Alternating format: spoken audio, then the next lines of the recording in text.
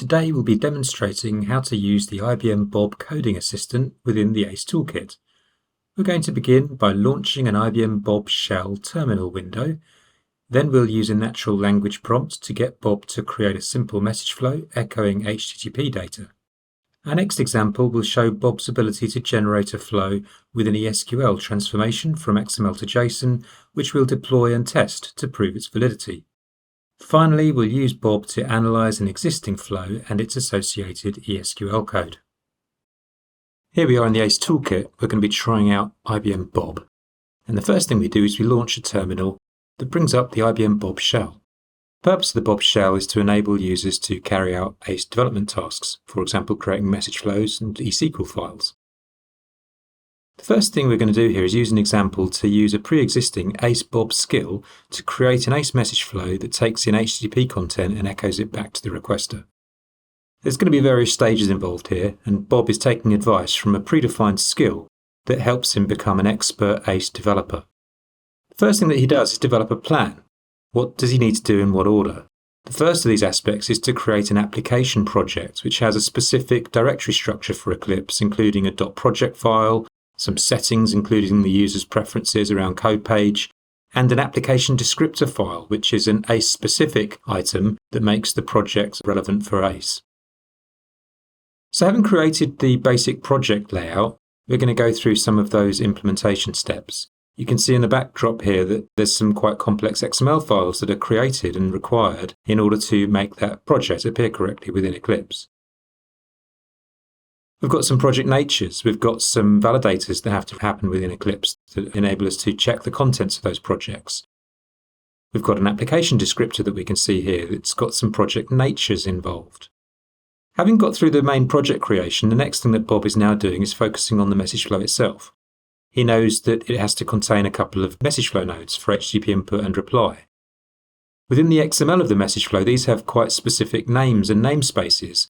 And again, a schema has been provided with the Bob skill in order to get those entries correct, so that when we open up the message flow, having created it, it will look correct and it'll have the right properties and the right terminals.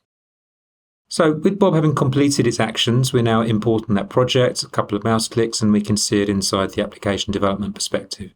If we open up the message flow and go into full screen mode, we can see that we've got the two relevant nodes and they've been wired together successfully without any errors being shown in the problems view.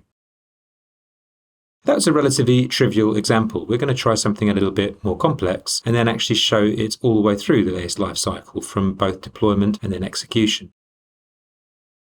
We can see here an example of an XML file that's going to be forming the input to a second message flow that we're about to generate. Input.xml lives inside a project called example. So what we're going to do here is put a second prompt into Bob. Create me an ACE message flow inside the project called example, which reads in a file called input.xml and transforms it into a JSON message using a compute node, and then we're going to write out the output from the flow to a JSON file. So again, Bob begins by constructing a to-do list. He's already got the application project structure in place this time around, so he doesn't have to go through those same actions again of creating a .project file and setting up those Eclipse settings. This time he can skip straight forward into the creation of a message flow. This time around, we don't have HTTP nodes. We've got com IBM file input inside there. We've got a compute node. We've got a file output node. And again, within the complexity of that XML, Bob has discovered the correct terms to use. He's also then just written some ESQL that essentially iterates over the inbound structure, and on outbound is going to create the JSON that we need. So he's done that with knowledge of what the input data looks like, having read in the input XML file. So having done that, he's then also checked through the SQL code to make sure it conforms to some best practices that the skill has given him about how to handle repeating element structures and how to use reference declarations and last move statements. So there's some good clever thinking that's gone in there with the Bob skill to ensure that the ACE artifact is a good one that's been generated. Looking at the generated flow, you can see that there is some level of complexity to the code. He's got a couple of nested while loops inside there.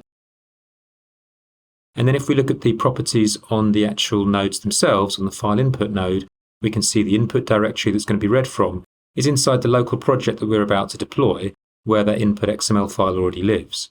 So when we deploy this message flow, it will immediately kick into life and then hopefully write the output into the directory that's been shown there on the file output node. So we're doing a drag and drop deploy, no other changes to the artifacts that Bob created because they were already created perfectly with good syntax. And if we then refresh the project, we can see that the input XML file has been read and an output JSON file has been created. Again, we can open that up with an editor just to have a quick sneaky peek inside to make sure that it looks kind of sensible. And that's all good for our second example. The third example that we're going to fly through today doesn't involve generating any new code, but involves analysing existing artifacts. And we've chosen so far to start off from an empty workspace, so there's no confusion over what Bob is capable of doing. But this time around, we're going to take some pre-existing content. So we've gone into the tutorials gallery here. We're importing the transformation using ESQL tutorial. And as part of that, we're going to get a project created here inside my local workspace. It's got 3 nodes inside this message flow. And it does some basic transformation using a very similar XML file to the one that we were just looking at. And this time around, we're going to ask Bob to explain the purpose of the message flow, including a summary of the compute node ESQL logic that's embedded in the middle of those 3 steps within the message flow. And the feedback that we're getting to the Bob console here shows the message flow has been analysed and he's found a compute node. He's managed to discover the ESQL file that the compute node references, and then he's gone about analysing the logic. So there's some brief descriptions here around which nodes are in the flow in what order and what the purpose of the ESQL logic is doing. Again, we've got some nice handy highlighting in different colours. It's relevant to what the structure of the code does. So you can see it talking here about the item structures of the data with article elements that repeat, and then the transform of the data.